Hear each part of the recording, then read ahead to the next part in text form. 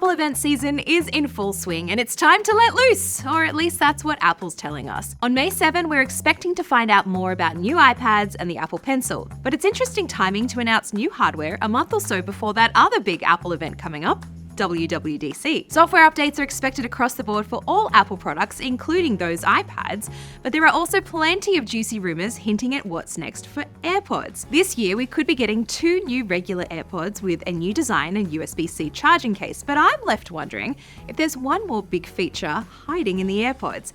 Let's go over the rumors, what's fake, and what's more practical to come in the AirPods this year, and what we're all wishing for. I'm Lexi Savides, filling in for Bridget Carey this week, and this is One More Thing.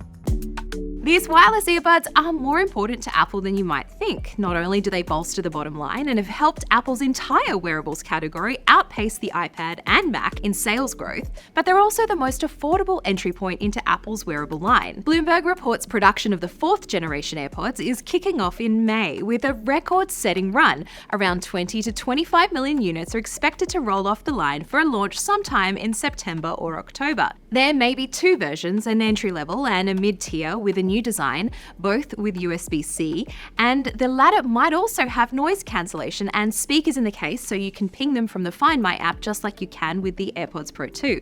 And if you're keeping track, all signs point to new AirPods Pro in 2025 rather than this year. But something that's cropped up again recently is talk of AirPods with a screen. You might remember Bridget mentioning this on an episode of One More Thing last year. And just a few weeks ago, Dave2D on YouTube showed off a supposed AirPods with a screen in the case. Admittedly, yes, they look pretty cool, but fakes are doing the rounds online, of course. Now, this isn't a new concept. Earbuds with a screen already exist. JBL has the Tour Pro 2, and a quick Amazon search will bring up plenty of more cheap options that you can buy. Now, this just brings up so many more questions for me on how Apple could justify making AirPods with a screen. Yeah, it looks kind of neat, but every device that you connect your AirPods to already has a way to see what you're playing already, whether that's your iPhone, the Apple Watch, or even the Apple TV. Now, maybe they could have some storage in them, so, you could use them standalone, like an iPod. Okay, maybe not, but with all the tech nostalgia currently going on, from flip phones to point-and-shoot digital cameras, it might not feel that out of place to bring back the iPod, at least in spirit. Now, there are some simple, more practical things that I want in the next model, especially after having used and reviewed pretty much all the AirPods models at this stage. Really, a better fit is key because the AirPods 3 just weren't really a good fit for a lot of people. And 2 versions is smart, especially if Apple can get the lower end one around $100 to $120. That would make them very tempting. And of course, I also asked CNET's audio expert and AirPods reviewer David Carnoy about what he wants in the AirPods 4. Hi, Lexi. Well, at the top of my wish list would be some design tweaks that would keep the next AirPods in my ears better. The AirPods 3 fit my ears more securely than the AirPods 2, which I know work better for people with small ears, but I always wanted the AirPods to have a more grippy finish, not just a glossy, hard plastic finish. That's probably not going to happen, but we could see some changes to design that perhaps improve their fit. Upgrading the AirPods 4 with an H2 chip would also be nice. That would enable the AirPod Pro 2's conversation awareness feature that pauses your music when you start talking. And maybe that chip also helps with digital processing, improving sound quality a bit, along with voice calling performance. I would expect Apple to upgrade the microphones in some way as well. I think we all want to see them cost a little less. There will be USB-C charging, but it'd be cool if the charging case converted into a Bluetooth transceiver so you could use your AirPods with an in-flight entertainment system without having to buy a separate accessory. I've seen the rumors about a mini touchscreen embedded in the case to control playback. That would be interesting, but I wouldn't say that feature is all that high on my wish list. I'd also love to know what you want on the next AirPods, so let me know in the comments.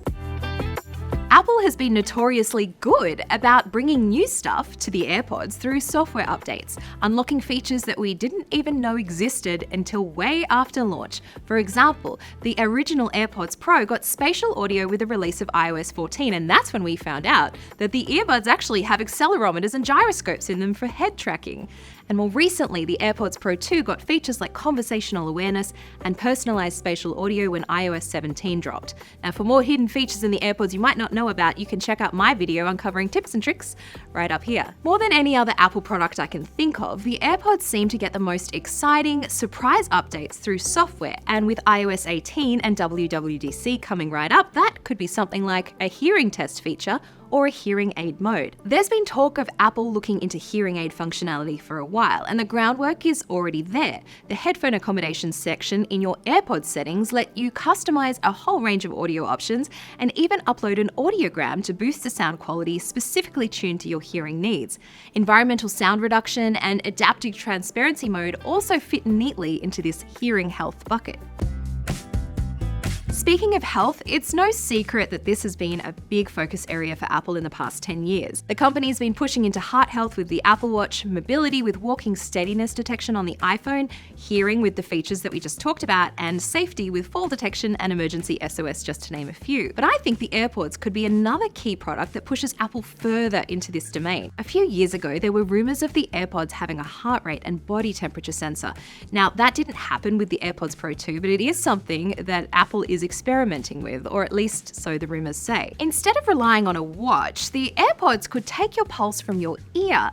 Now, you might think that the ear is a bit of an odd place to get a heart rate reading from, right? Well, actually, it could be one of the best places. Without getting too into the weeds here, taking a reading from your ear can give you a clearer signal than taking that reading off your wrist. Just think about it. Your wrist is constantly moving around while your ear remains relatively stable. And earbuds that read your heart rate are a thing. And now, I've been testing out the Sennheiser Momentum Sport earbuds for a couple of weeks now, and they do have a heart rate sensor integrated into the earbuds. They're a little chunky to wear when you put them in your ears, but you can see your heart rate during a workout and of course afterwards. And it's super helpful to see all of this data consolidated in your workout app and not have to think about wearing both a watch and earbuds when you're working out.